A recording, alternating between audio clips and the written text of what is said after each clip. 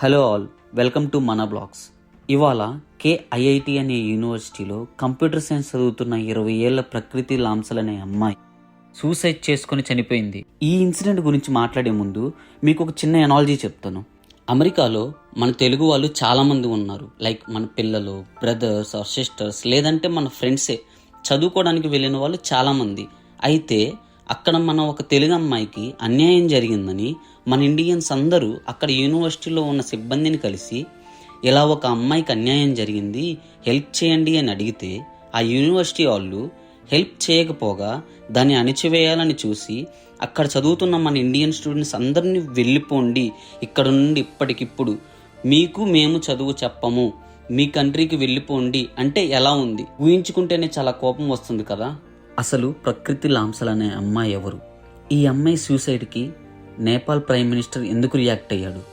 ప్రకృతి లాంసల్ నేపాల్ అమ్మాయి. Better and higher education కోసం మన ఒడిశా స్టేట్లో ఉన్న KIIT Kalinga institute of industrial టెక్నాలజీలో కంప్యూటర్ సైన్స్ జాయిన్ అయింది.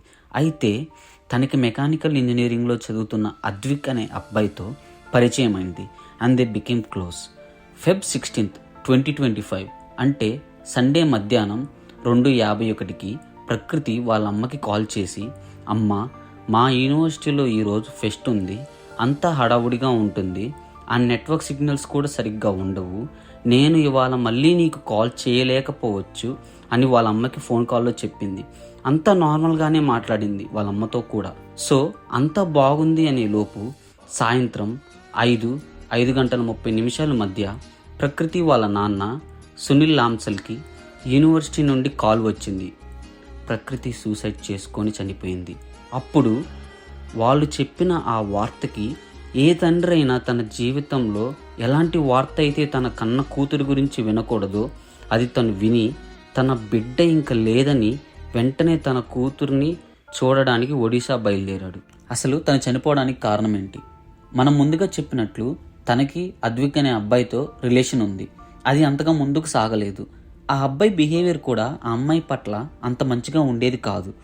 తను ఇదంతా కెనడాలో ఉన్న వాళ్ళ ఫ్రెండ్తో షేర్ చేసుకునేది అండ్ ఎవరితో చెప్పొద్దని వాళ్ళ ఫ్రెండ్ దగ్గర మాట తీసుకుంది. ప్రకృతి అండ్ వాళ్ళ బాయ్ ఫ్రెండ్కి మధ్య జరిగిన ఫోన్ కాల్ కాన్వర్జేషన్ ఒకటి బయటకు వచ్చింది. దాంట్లో ఆ అబ్బాయి ఎంత దారుణంగా, ఎంత అసభ్యకరంగా ఆ అమ్మాయిని దూషిస్తూ ఆ కాల్లో మాట్లాడాడంటే ఆ అమ్మాయి కాల్ మొత్తం ఏడుస్తూనే ఉంది. అమ్మాయి ఎంత మానసికంగా, ఎంత క్షోభకు గురైందో ఆ కాల్ రికార్డింగ్ వింటే ప్రతి ఒక్కరికి అర్థమైద్ది. దాంట్లో ఉన్న ఆ బీప్ వర్డ్స్ అనేవి లెక్కలేనన్ని ఉన్నాయి. నా నోటితో నేను చెప్పలేను.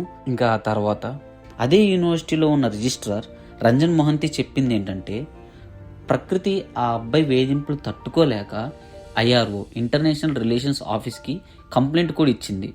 IRO ఆఫీషియల్స్ వాళ్ళిద్దరిని పిలిచి కౌన్సిలింగ్ ఇచ్చి ఆ అబ్బాయికి వార్నింగ్ కూడా ఇచ్చినట్లు చెప్పారు. తను చనిపోయిన తదనంతరం పోలీసులు తన ల్యాప్టాప్ అండ్ ఫోన్లు కస్టడీలోకి తీసుకున్నారు. అదే యూనివర్సిటీలో చదువుతున్న ప్రకృతి వాళ్ళ brother Siddhant police complaint register చేసి అద్విత్ మీద ఎక్యూజ్ చేశాడు. లైక్ తన్ని చాలా బ్లాక్మెయిల్ చేసేవాడు, టార్చర్ చేసేవాడు అని అలాగా. అండ్ అది ఇంకా ఎంత ఎక్స్ట్రీమ్కి వెళ్ళి ఉంటుందో థింక్ చేయండి. అండ్ అద్విక్ని పోలీసులు అరెస్ట్ చేశారు. And now he is accused in this case and he has been charged of abetment of the suicide. ఇంకా నిజాలు బయటికి రావాలి అండ్ పోలీసులు, ఒడిశా గవర్నమెంట్ దీని మీద యాక్టివ్గా వర్క్ చేస్తున్నారు. ఈ KIIT అంటే కిట్ ఇన్స్టిట్యూట్ మొత్తం 40,000 మంది ఇండియన్ స్టూడెంట్స్కి అండ్ 2,000 మంది ఇంటర్నేషనల్ స్టూడెంట్స్కి ఎడ్యుకేషన్ ఆఫర్ చేస్తుంది. అయితే ఆ 2,000 మంది ఇంటర్నేషనల్ స్టూడెంట్స్లో 40% మంది నేపాల్ వాళ్ళే. అక్కడ చదువుతున్న ఇతర నేపాల్ స్టూడెంట్స్ ఈ విషయం తెలుసుకొని తన తోటి సిస్టర్కి జరిగిన అన్యాయంకి ప్రొటెస్ట్ చేయడం స్టార్ట్ చేశారు. ఆ ఇన్స్టిట్యూట్ వాళ్ళు సపోర్ట్ చేయాల్సింది పోయి వాళ్ళ ఇన్స్టిట్యూట్ పేరు ఎక్కడ పాడైద్దో అని ఆ విషయాన్ని అప్రెస్ చేయాలని చూశారు. అండ్ అక్కడ ప్రొటెస్ట్ చేస్తున్న స్టూడెంట్స్ని ఇన్స్టిట్యూట్ వాళ్ళు హాస్టల్ నుండి వెళ్ళిపోమన్నారు. అంటే తప్పు జరిగినా సైలెంట్ ఉండాలి అనే సమాజంలో మనం ఉంటున్నామా? దీని గురించి ఆలోచిస్తే నేను ముందు చెప్పిన అనాలజీ మీకు అర్థమవుతుంది. ఇదంత చిన్న విషయం కాదు. ఇలాంటివి ఎప్పుడు జరగకూడదు ఫ్యూచర్లో అయినా. ఇంకా రక్తం మరిగేలా కోపం తెప్పించే విషయం ఏంటంటే ఆ ఇన్స్టిట్యూట్లో ఉన్న 2 లేడీ స్టాఫ్ అక్కడ ప్రొటెస్ట్ చేస్తున్న నేపాలీ స్టూడెంట్స్తో ఆర్గ్యూ చేస్తూ మేము 40,000 మంది స్టూడెంట్స్కి చదువు చెప్తున్నాం అండ్ వాళ్ళకి అన్నం పెడుతున్నాం, అది మీ కంట్రీ నేపాల్ జీడిపి కంటే ఎక్కువ అని అనడం. నేపాల్ నుండి మన కంట్రీకి చదువుకోవడానికి వచ్చిన వాళ్ళని ఇలా చిన్న చూపు చూడటం ఏంటో మరి. అతిథి దేవో భవ అన్నారు, దీన్ని మనం నిలబెట్టుకోవాలి, పోగొట్టుకోకూడదు. అట్లా హాస్టల్ నుండి వెకేట్ చేస్తున్న స్టూడెంట్స్ని 2 గార్డ్స్ రమాకాంత్ నాయక్ అండ్ జోగేంద్ర బెహ్రా చాలా దారుణంగా బిహేవ్ చేశారు. ఒక్కసారి ఈ వీడియో చూడండి.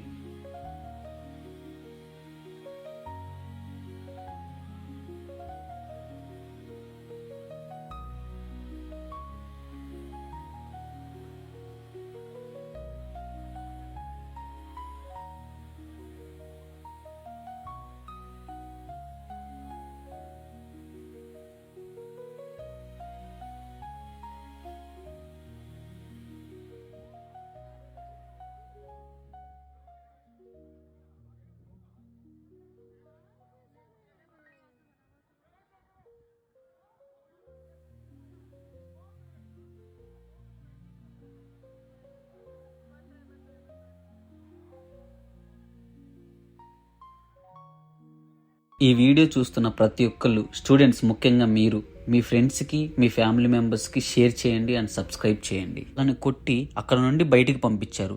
వాళ్ళందరూ అక్కడ నుండి దగ్గరలో ఉన్న రైల్వే స్టేషన్ కటక్ దగ్గరకు వెళ్ళారు.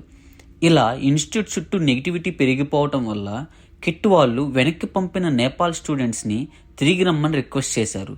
ఇలా కొత్త డ్రామా స్టార్ట్ చేసిన ఇన్స్టిట్యూట్ అపాలజీస్ చెప్తా ఒక నోటీస్ విడుదల చేశారు. ఇంకా కామెడీ ఏంటంటే ఆ 2 లేడీస్ ఎవరైతే నేపాల్ జీడిపి గురించి మాట్లాడారో వాళ్ళ 2 చేత కూడా క్షమాపణలు చెప్పిస్తా వీడియోస్ రిలీజ్ చేయించారు. ఆ అపాలజీస్ చెప్తా ఆ స్టేట్మెంట్స్ మావి, దానికి ఇన్స్టిట్యూట్కి ఎటువంటి సంబంధం లేదని కూడా చెప్పారు. ఆ ఇన్స్టిట్యూట్లో ఉన్న IRO ఆఫీసర్ని 2 హాస్టల్ సిబ్బందిని సస్పెండ్ చేశారు. ఇంకా యూనివర్సిటీ ఇమీడియట్ క్లాసెస్కి అటెండ్ అవ్వచ్చని స్టూడెంట్స్కి చెప్పింది. Nepal prime minister KP Sharma Oli దీని మీద స్పందిస్తా నేపాల్ ఎంబసీ నుండి 2 ఆఫీసర్స్ స్టూడెంట్స్ యొక్క సేఫ్టీ చూసుకోవడానికి వస్తారని స్టేట్మెంట్ ఇచ్చారు. నేపాల్లో ఉన్న ఇండియన్ ఎంబసీ కూడా దీని మీద రియాక్ట్ అవుతా ఆ చనిపోయిన అమ్మాయికి సంతాపం తెలుపుతా మిగతా స్టూడెంట్స్కి ఎటువంటి ప్రాబ్లం ఇకపైన ఉండదని చెప్పారు. పేరెంట్స్, మీరు మీ పిల్లలతో ఎక్కువ టైం స్పెండ్ చేయడానికి చూడండి. వాళ్ళ మానసిక పరిస్థితి ఎలా ఉందో గమనించండి. అండ్ యూత్ మీకోసం కూడా ఏమన్నా ఉంటే మీ పేరెంట్స్తో ఫ్రెండ్స్తో కానీ షేర్ చేసుకోండి. ఛాలెంజెస్ అందరూ ఫేస్ చేస్తారు అండ్ మీరు దానికి సొల్యూషన్స్ కనుక్కొని ధైర్యంగా ముందుకు వెళ్ళాలి. And suicide is never an option.